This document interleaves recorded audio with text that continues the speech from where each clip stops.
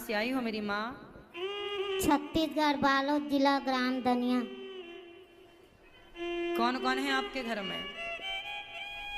बेटा 4 नतनी, एक पोता। पोता है? पोता छोटा है। एक बेटा है। हाँ, और पोतियां 4 हैं? हाँ। 4 पोतियां हैं। और बेटी आपकी? मेरे बेटी 4 है। बेटी 4 है। हाँ, बहुत दुख है और इनको। बेटा 1? हाँ। तो एक बेटा है, फिर सेवा नहीं कर रहा क्या? नहीं बेटा, नहीं करा सेवा। बेटी लोग को भी बहू खत्म हो गया कैंसर में, तो जैसी बहू खत्म हुए 10 साल हो गया पति को खत्म हुए। अब मुझे यहाँ आने 5 कैसा साल हो कलयुगी गए बेटा। और बहू को 6वां साल हो गए खत्म हुए। तो आपके बेटे की बहू खत्म हो गई? हाँ जी। तो फिर बेटा अकेला है अब? हाँ, बेटा अपने बेटा के साथ है। तो जैसे बहू मरा वैसी दंड देने लगा। मैं अकेला तो खाती हूँ, पति ने मारा तो एक कुटिया दिया है छोटे के कमरा, उसी में रहते थे। फिर हमारे तरफ गैस वेस नहीं है, चूल्हा लकड़ी छेना कंडा से हम आगी जलाते थे। वही बरत आगी को मेरे लिए खाना बनाते थे तो भूंजने लगे। तो सरपंच के घर 2 घर के आगे है, तो दौड़ते उसके घर गए तो मुझे बचा उसकी। मतलब चूल्हे की आग जलती हुई लकड़ी से आपको मारा? हाँ, बेटे हाँ, ने? तो मैं दौड़ते सरपंच के घर गए, 3 घर के आगे है सरपंच के घर। फिर क्या हुआ? फिर सरपंच ने कुछ समझाया तो ना माने। फिर वही दुख सजा, पानी वानी ना दिया घर से। मेरे पति ने भी गलत काम किए। 14 एकड़ खेत, 3 मंजिल के मकान को पूरा उसके नाम में कब लिखा मुझे मालूम नहीं पड़ा। बेटे को दे दिया सब? हाँ, मेरे कुछ नहीं है। तो मुझे पता नहीं, जब बेटी दमान मनाए, एक ही बेटा को पैदा करे हो दाऊ जी, और बेटी को पैदा नहीं करे हो, का हो गया भाई? ऐसे बोले हो तब बताइए। सबको लिख दिया। तो बेटे ने सारा धन ले लिया? बेटी नहीं लिया, बेटा को दे दिया है।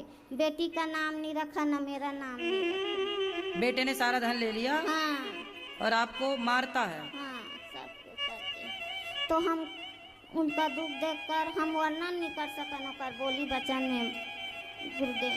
तो बेटियों ने आपको नहीं रखा? बेटियों को क्या कहा है, इसीलिए तो मैं यहाँ आई हूँ। बेटा, इसके घर जाओगे, इसको बुलाओगे तो मेरे घर आना मत, और उसके घर जाओगे तो मेरे घर आना मत। ये घर मेरा है, वो घर मेरा है। मतलब बेटे ने सारी बहनों को बोला? सब बहनों को, और बहन लोग छोटे छोटे वर्ग में दे हैं बेटा। तो आधा रात में वो मांगती है पैसा, भैया जी हमारे लिए इतना पैसा भेज दो, ये व्यवस्था है। 40,000 25,000। स्कूल का प्रिंसिपल है बेटा। अच्छा, आपका बेटा प्रिंसिपल है? हाँ, स्कूल का पैसे वाला है? पैसा वाले है। 14 एकड़ खेत है। इसलिए ना बेटी लोग हमको कहा, माँ तू 2 दिन के साथी हो, भाई है रहेगा तो हमारा पूत भतीज काम देगा। भाई ऐसी बोल रहा है तो हम तुमको छोड़ रहे हैं। माँ कहते छोड़ दो बेटी, तुम तो खाओ कमाओ सुखी अंजल।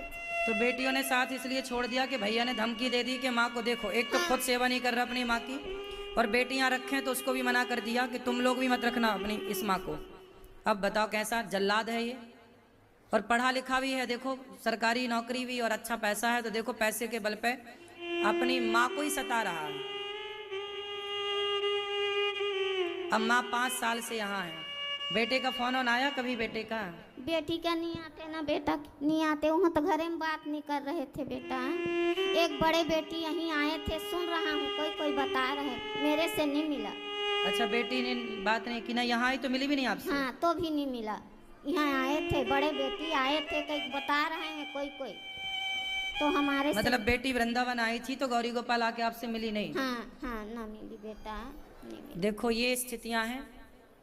सगे अपने खून इन माओं की सेवा करने को तैयार नहीं, जलती लकड़ी से मारता अपनी माँ को बेटा।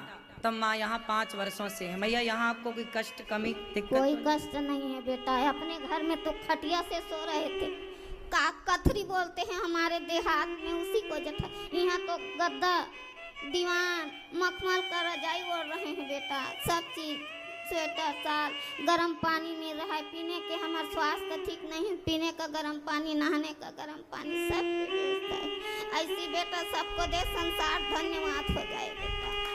और मेरे बेटा जैसे किसी को दुश्मन होगा उसको मेरे जैसे बेटा को जन्म दे, चाटी मिर्गा को जन्म दे, ऐसी बेटा जन्म। इतना मैं वर्णन नहीं कर सकूँ अगर बोली बेटा, इतना भक्ति इतना करती, इतना मैं सहन नहीं कर सकूँ। मैं क्या बताऊँ, ये 10 बार हो गए कहते हैं माँ ने कहा कि इनका जो बेटा है, माँ कह रही है कि ऐसा बेटा किसी को ना हो। सोचो इतना सताया होगा ना उस बेटे ने इस माँ को, तब ना ये माँ ऐसा कहने पर मजबूर है। इसलिए अपने माँ को, अपने अपनों को ना सताइए, किसी को ना सताइए।